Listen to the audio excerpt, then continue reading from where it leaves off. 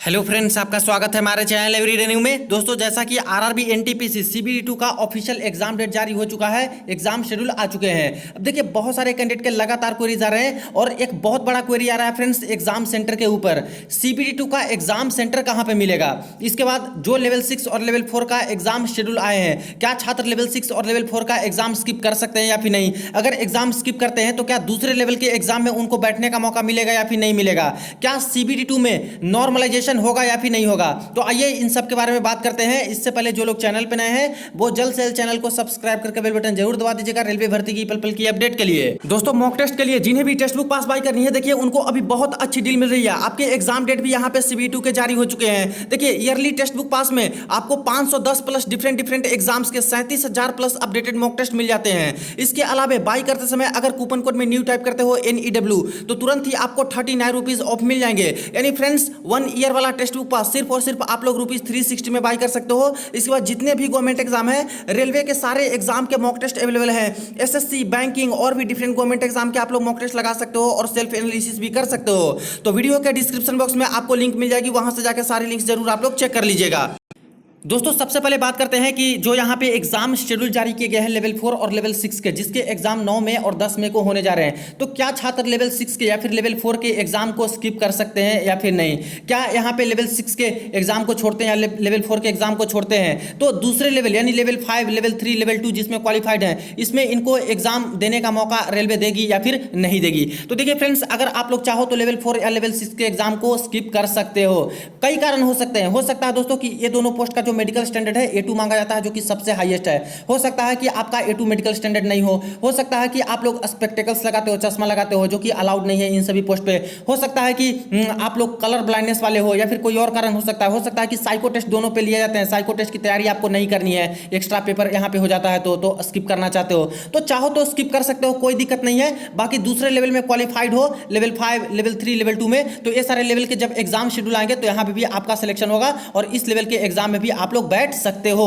इसी तरह से फ्रेंड्स, अगर कोई लेवल 5, लेवल 3, लेवल 2 तीनों में क्वालिफाइड है, अगर चाहता है कि लेवल 2 का एग्जाम नहीं दें तो आप लोग इसको स्किप कर सकते हो, लेवल 5, लेवल 3 का एग्जाम दे सकते हो। कोई चाहते हैं कि लेवल 5 का एग्जाम ना दें, लेवल 3, लेवल 2 का दें, तो ये दोनों में ही एग्जाम आप लोग दे सकते हो, किसी को कोई रोक नहीं है। जितना लेवल में आप लोग क्वालिफाइड हो सारे के सारे एग्जाम आप लोग दे सकते हो और जो भी आपको छोड़ना चाहते हो फ्रेंड्स, वो आप लोग अपने मन से छोड़ सकते हो, कोई दिक्कत नहीं है। बस यही है कि ज़्यादा से ज़्यादा लेवल में आप लोग क्वालिफाइड हो तो कोशिश कीजिएगा कि सभी लेवल का एग्जाम दें, ताकि दोस्तों आपके जॉब लगने के चांसेस बढ़ जाए। हो सकता है कि लेवल 5 में आपका जॉब ना लगे, लेवल 2 में आपका सिलेक्शन हो जाए फाइनल, तो इसमें जॉब लग गया। हो सकता है कि लेवल 6 आप लोग देने गए तो लेवल 6 में एक और पोस्ट है फ्रेंड, जो कि कॉमर्शियल अप्रेंटिस का पोस्ट है, जिसका मेडिकल स्टैंडर्ड मात्र B2 मांगा जाता है। कलर ब्लाइंडनेस वाले भी छात्र को B2 मिल जाते हैं और यहाँ पे जो चश्मा लगाते हैं उनको भी B2 मेडिकल मिल जाता है। तो स्टेशन मास्टर नहीं मिले लेकिन कॉमर्शियल अप्रेंटिस का कट ऑफ क्लियर कर लेते हो CB2 के बाद, तो आपको कॉमर्शियल अप्रेंटिस वाली भी पोस्ट मिल सकती है लेवल 6 के अंतर्गत। हालांकि इसकी पोस्ट तो बहुत कम है लेकिन चांसेस तो हैं। तो इन सब चीजों को ध्यान में रखते हुए फ्रेंड्स, आप लोग को डिसाइड करना है कि आपको कौन कौन से लेवल का एग्जाम देना है या फिर किस किस लेवल के एग्जाम को स्किप करना है। किसी भी लेवल का चाहो तो स्किप कर सकते हो और चाहो तो सारे के सारे लेवल के एग्जाम आप लोग दे सकते हो। अब बात करें कि आखिर एनटीपीसी सीबीडी2 का एग्जाम सेंटर कहां पे मिलेगा, एग्जाम कहां कंडक्ट किया जाएगा? तो देखिए, रेलवे तो ऑफिशियली ये बोलती है कि जिस आरआरबी जोन में आप लोगों ने फॉर्म अप्लाई किया है उसी आरआरबी जोन के ज्यूरिडिक्शन के अंतर्गत ही आपके सीबीडी2 के एग्जाम कंडक्ट किए जाएंगे, वहीं पे आपको सेंटर दिए जाएंगे। लेकिन ये 100% सत्य नहीं होता है, पूरी तरह से कंफर्म नहीं होता है। ये दोस्तों डिपेंड करते हैं नंबर ऑफ कैंडिडेट शॉर्टलिस्टेड पे और दूसरी बात नंबर ऑफ सेंटर अवेलेबिलिटी पे। देखिए, एग्जाम्पल के तौर पर बात करें तो मान लेते हैं कि आरआरबी सिकंदराबाद जोन में कई जगह के छात्र यहाँ पे फॉर्म अप्लाई किए हैं। अगर यहाँ पे सिकंदराबाद जोन के अंतर्गत उतने एनएफ सेंटर बनाए गए हैं जितने की छात्र इस जोन के शॉर्टलिस्टेड किए गए हैं, तब तो सारे के सारे छात्र को आरआरबी सिकंदराबाद जोन के ज्यूरिडिक्शन के अंतर्गत ही सेंटर मिल जाएगा। लेकिन फ्रेंड्स, अगर यहाँ पे उतना सेंटर नहीं अवेलेबल है जितने की छात्र शॉर्टलिस्टेड हैं, तब क्या होगा? मान लेते हैं कि कोई बिहार से फॉर्म अप्लाई किए हैं सिकंदराबाद में, कोई यहाँ पे झारखंड से कर दिए हैं, कोई यहाँ पे मध्य प्रदेश से कर दिए हैं, तो अगर यहाँ पे पूरे के पूरे सेंटर नहीं मिल रहे हैं तो जिस स्टेट से छात्र अप्लाई किए हैं उस स्टेट के अंतर्गत जो आरआरबी आता है, जैसे आरआरबी भोपाल आ गया, आरआरबी पटना आ गया, आरआरबी रांची आ गया, तो उस आरआरबी के अंतर्गत कोई सेंटर अवेलेबल है या फिर नहीं है। अगर अवेलेबल है तो वहां पे उनको एडजस्ट करवा दिया जाता है। तो ऐसे छात्र के लिए तो ये तो होम सेंटर हो गया। अगर यहाँ पे भी अवेलेबल नहीं है तो इनके स्टेट के आसपास 500 किलोमीटर के रेंज में अगर कोई दूसरे आरआरबी के अंतर्गत सेंटर खाली है तो वहां पे भी इनको एडजस्ट कराए जाते हैं। तो इनको दूसरे स्टेट में एडजस्ट करा दिया।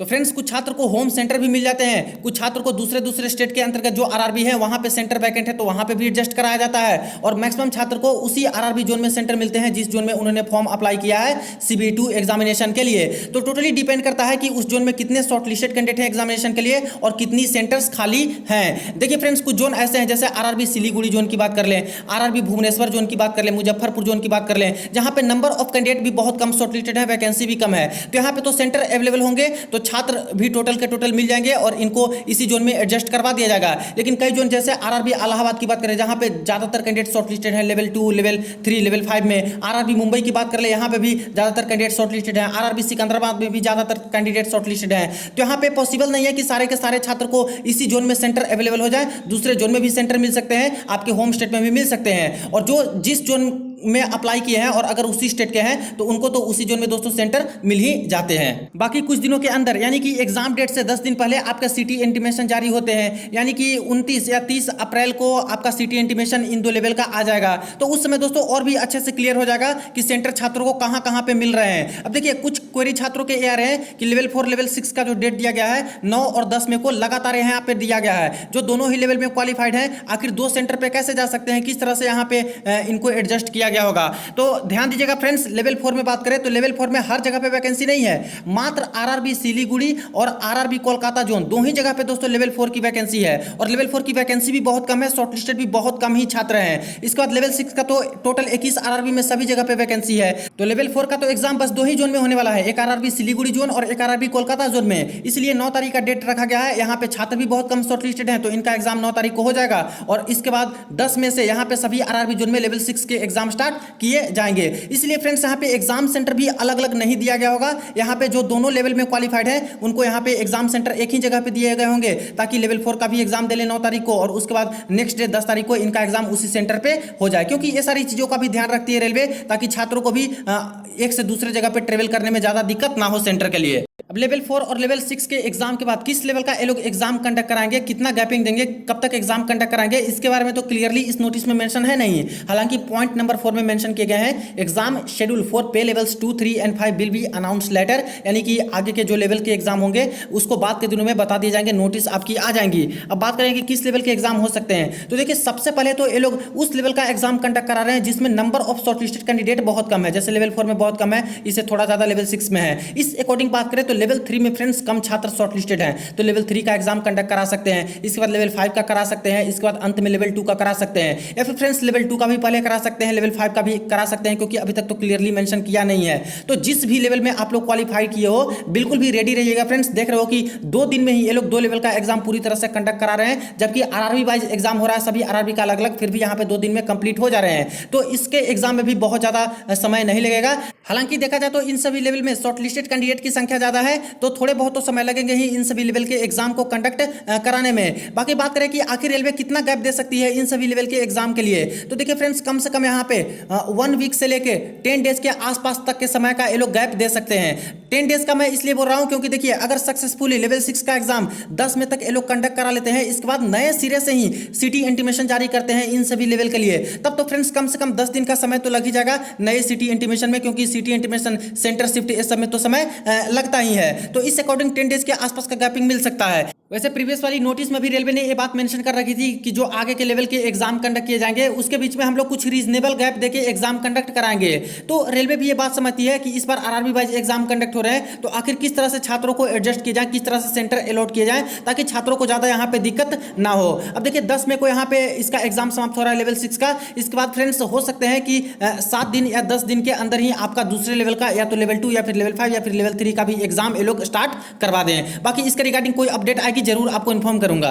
अब बात करें फ्रेंड्स कि क्या आरआरबी एनटीपीसी CBT2 में नॉर्मलाइजेशन होगी या फिर नहीं होगी। तो देखिए, जो हाई पावर कमेटी के रिकमेंडेशन के बाद नोटिस आई थी, इसमें साफ साफ यहाँ पे लिखा था फ्रेंड्स, देख लीजिए, RRB wise second stage CBT यानी आरआरबी वाइज ही आपका सीबीटी 2 का एग्जाम होगा for each pay level with all candidates of one RRB accommodated in a single shift which should eliminate normalisation. यानी एक आरआरबी के छात्र हैं उनको सिंगल शिफ्ट में ही एकोमोडेट कर देगी रेलवे ताकि नॉर्मलाइजेशन को ही खत्म कर दिया जाए। तो पूरी तरह से रेलवे की कोशिश ये रहेगी कि एक शिफ्ट में ज्यादा से ज्यादा छात्र को ही एग्जाम ले लिए जाए, मैक्सिमम छात्र को एडजस्ट करवा लिए जाए ताकि नॉर्मलाइजेशन की नौबत आए ही ना। तो नॉर्मलाइजेशन नहीं होने देना चाहती है रेलवे, क्योंकि बहुत सारे कंप्लेंट्स भी इसके रिगार्डिंग आते हैं कि इस तरह से नॉर्मलाइजेशन हुए हैं। यहीं पे एक बात इन्होंने मेंशन कर रखी है, wherever single shift is not possible because of capacity constraints और otherwise percentile based normalisation will be done. यानी कि अगर किसी जोन में सिंगल शिफ्ट यानी एक ही शिफ्ट में एग्जाम नहीं होता, एक से ज्यादा शिफ्ट लग जाते हैं, तब वहां पे नॉर्मलाइजेशन होगा। और नॉर्मलाइजेशन कैसा होगा? परसेंटाइल बेस्ड नॉर्मलाइजेशन होगा। यानी पहले की तरह जो नॉर्मलाइजेशन होता था वो वाला प्रक्रिया खत्म कर दिया गया है, नया वाला प्रक्रिया अपनाया जाएगा। तो ये चीजें मेंशन है। अब देखिए लेवल 6 की बात करें, लेवल 4 की बात करें, तो एक ही दिन में इन दोनों लेवल के एग्जाम समाप्त हो रहे हैं फ्रेंड्स। 9 तारीख को इसका, 10 तारीख को इसका। और शॉर्ट लिस्टेड कैंडिडेट की संख्या की बात करें तो ये भी बहुत कम है। तो देखिए यहां पे तो हो सकता है फ्रेंड्स कि एक ही शिफ्ट में एग्जाम कंडक्ट करवा लिया जाए तो कोई नॉर्मलाइजेशन नहीं होगी, लेकिन फिर भी लेवल 6 में अगर किसी जोन में ज्यादा शॉर्ट लिस्टेड छात्र हैं और 2 शिफ्ट में एग्जाम होता है या फिर 3 शिफ्ट में एग्जाम होता है, तब वहां पे नॉर्मलाइजेशन होगा लेवल 6 में भी, और परसेंटाइल बेस्ड नॉर्मलाइजेशन होगा। अगर एक शिफ्ट में एग्जाम समाप्त हो गया तो कोई भी नॉर्मलाइजेशन नहीं होगा। लेकिन बात करें हम लोग लेवल 2 की, लेवल 5 की, लेवल 3 की, जिसमें ज्यादातर कैंडिडेट शॉर्ट लिस्टेड हैं, बहुत ज्यादा शॉर्ट लिस्टेड हैं, तो यहाँ पे पॉसिबल नहीं है कि एक ही शिफ्ट में आपके एग्जाम समाप्त करवा लिए जाएं। हो सकता है कि 2 शिफ्ट में भी एग्जाम चले, हो सकता है 3 शिफ्ट में, हो सकता है 4 शिफ्ट में एग्जाम चले। कुछ कुछ जो है जहां पे वैकेंसी बहुत कम है तो वहां पे हो सकता है कि एक शिफ्ट में एग्जाम समाप्त हो तो नॉर्मलाइजेशन नहीं होगी। लेकिन कई जोन में फ्रेंड्स यहाँ पे 2 शिफ्ट 3 शिफ्ट में भी एग्जाम चल सकते हैं, लेवल 2, लेवल 5, लेवल 3 के, तो वहां पे नॉर्मलाइजेशन होंगे और वो परसेंटाइल बेस्ड नॉर्मलाइजेशन होंगे। तो नॉर्मलाइजेशन के रिगार्डिंग ये पूरी बातें क्लियर हो गई। तो फ्रेंड्स अगर वीडियो अच्छी लगी हो तो लाइक जरूर कीजिएगा, शेयर कर दीजिएगा दोस्तों के साथ। कोई क्वेरी हो कमेंट सेक्शन में पूछ सकते हो। जैसे ही कोई और नोटिस अपडेट या फिर एग्जाम के रिगार्डिंग सिटी नोटिफिकेशन आते हैं जरूर इन्फॉर्म करूंगा। तो चलिए मिलते हैं नेक्स्ट वीडियो में नेक्स्ट अपडेट में।